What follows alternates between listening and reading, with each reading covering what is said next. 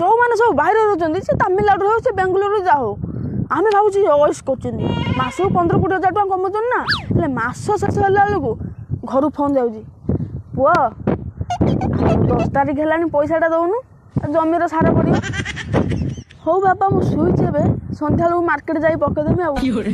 ତା ବାପା କହିବ ଏ ପୁଅ ଆଉ ଗୋଟେ କଥା ନା କ'ଣ ନା ଟିଭିରେ ଟିକେ ରିଚାର୍ଜ କରିଦେବୁ ତୋ ବୋଉ ପା ଝିଲି ସିରିଏଲ ଦେଖିପାରୁନି। ହଉ ବାପା 3 ମାସ ପାଇଁ କରିଦେମି ଆଉ।